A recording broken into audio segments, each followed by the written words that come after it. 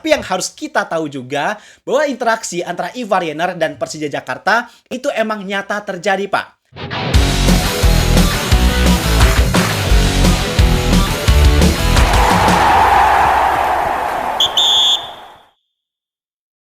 Akhir-akhir ini mungkin sebagian besar dari kita terlalu banyak disibukkan dengan kabar transfer ex pemain PSG, Layvin Kurzawa yang dikabarkan sepakat gabung ke Persib Bandung. Sampai kita lupa bahwa ada rumor transfer yang gak kalah menarik, yang bahkan urgensinya justru bisa dibilang lebih penting karena pengaruhnya bisa mencakup sepak bola Indonesia secara keseluruhan. Rumor tersebut adalah rumor transfer Ivar Jenner ke Persija Jakarta. Si Witan angkat langsung, bahkan dari kotak penalti jatuh ke Ivar Jenner dan gol! Ivar Jenner!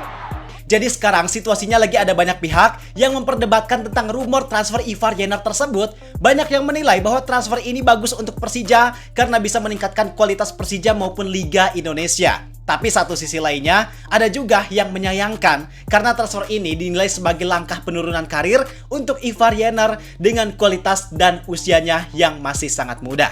Memang wajar situasi ini jadi perdebatan, tapi permasalahan yang paling pentingnya justru bukan itu, Pak. Permasalahan paling pentingnya di sini adalah ketika video ini dibuat, kebenaran dari rumor transfer Ivar Jenner ke Persija Jakarta itu masih belum jelas. Dan karena masih belum jelas, perdebatan yang terjadi seolah hanya menjadi perdebatan yang semu. Yang tentunya perdebatan ini bisa dibilang terlalu berlebihan jika faktanya nanti justru malah gak terjadi seperti rumor dari Marten Pas. Nah, maka dari itu, di video ini gue mau ngajak kalian buat kita sama-sama memahami situasi dan mengungkap kemungkinan dari rumor transfer Ivar Jenner ini. Yang tujuannya tentu agar kita bisa memiliki pandangan dan pemahaman yang baik dari apa yang sedang terjadi saat ini. Kalau gitu, bareng gue Zidane Fatoni, langsung aja kita bahas biar gak gitu-gitu doang. Tahu sepak bola.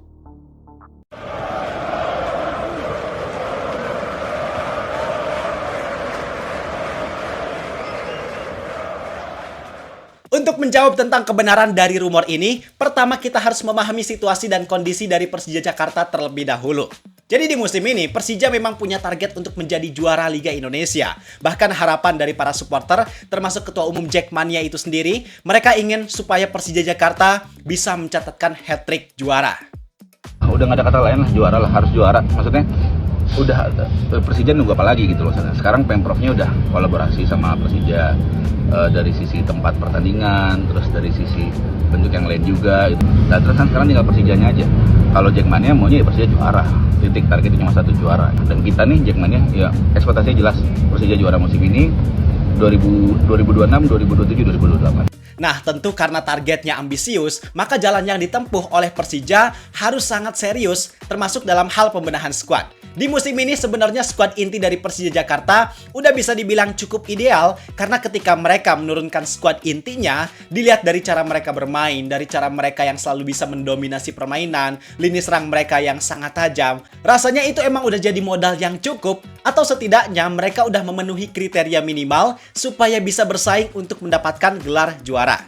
Tapi yang jadi masalahnya bahwa kualitas baik tersebut gak dilapisi dengan kedalaman skuad yang baik. Bahkan beberapa pemain asing kayak Gustavo Almeida, Ryo Matsumura itu belum bisa ngasih performa yang maksimal. Bahkan pemain asing yang jadi korban pertama dari ketidakmaksimalan tersebut adalah Gustavo Franca, yang dia cuma bisa bertahan setengah musim di Persija dan sekarang statusnya dia udah pindah ke Arema FC. Begitupun di posisi lainnya, kedalaman skuadnya dinilai masih kurang, khususnya yang paling krusial adalah lini tengah mereka.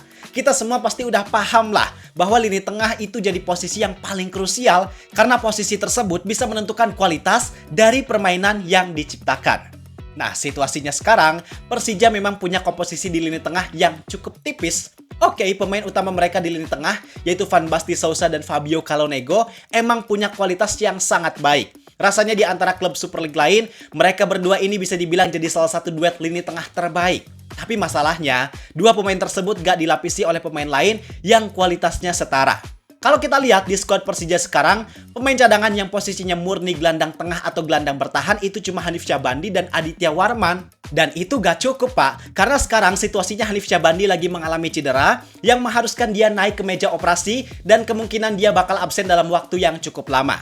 Sedangkan Aditya Warman, dia statusnya adalah pemain muda dan dari segi kualitas rasanya emang masih sulit untuk bisa kita bilang setara dengan pemain inti. Dan mau bagaimanapun, pasti ada kemungkinan beberapa masalah yang bikin Van Basten Sousa ataupun Fabio Calonego itu harus absen, entah karena kurang fit, cedera, akumulasi kartu, ataupun hukuman tertentu.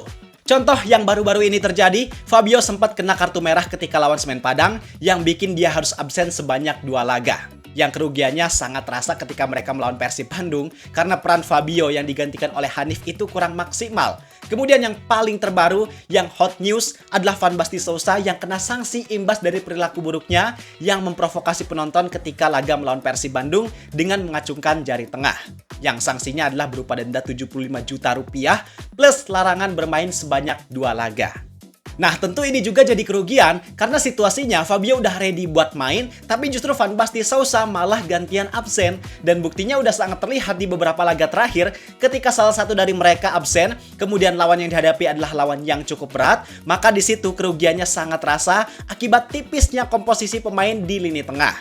Nah, maka dari itu, memang sangat masuk akal jika di bursa transfer pertengahan musim ini, Persija mengincar pemain yang berkualitas untuk menambah kedalaman di lini tengah. Maka dari itu, sekarang nama yang dikaitkan dengan Persija Jakarta adalah nama Ivar Jenner.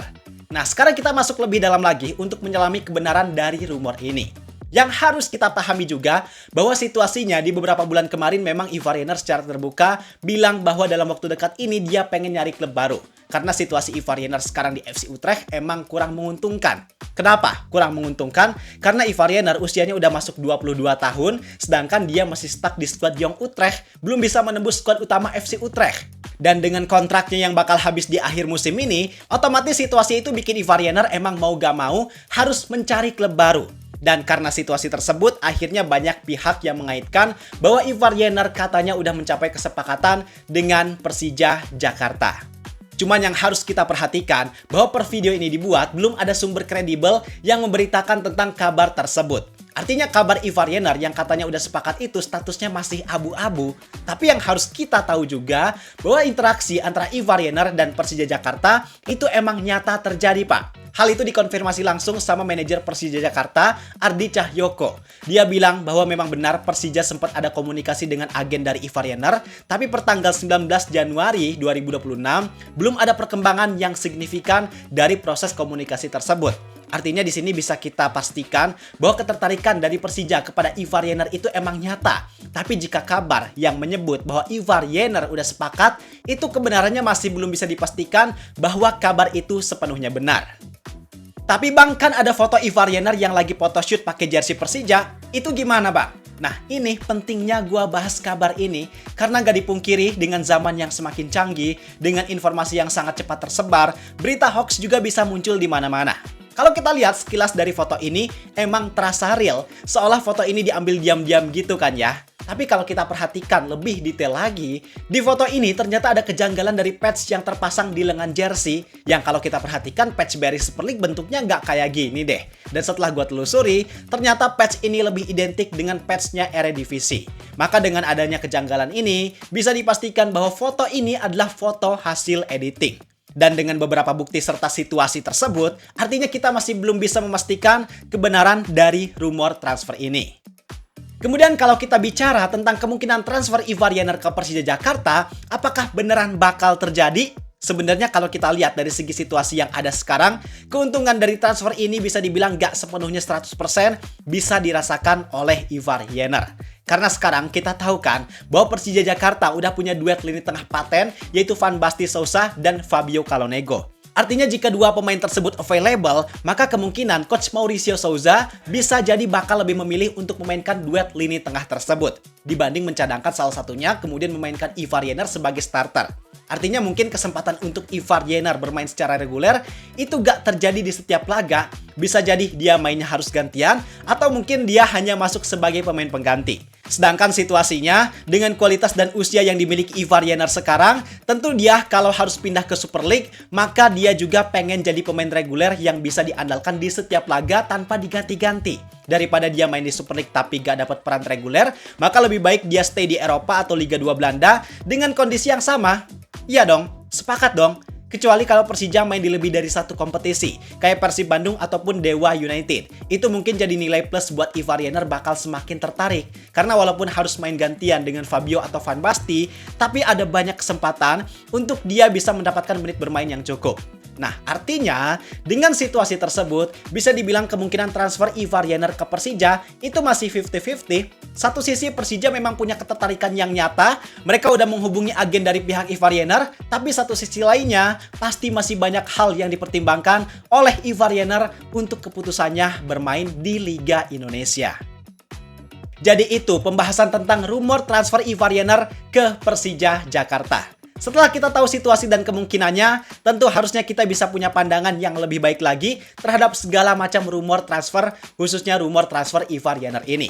Pendapat kalian gimana? Silahkan tulis di kolom komentar. Gua rasa cukup sekian untuk video kali ini. Like dan subscribe-nya jangan lupa. Terima kasih, gua Zidane Fatoni. Sampai jumpa di video berikutnya. See ya!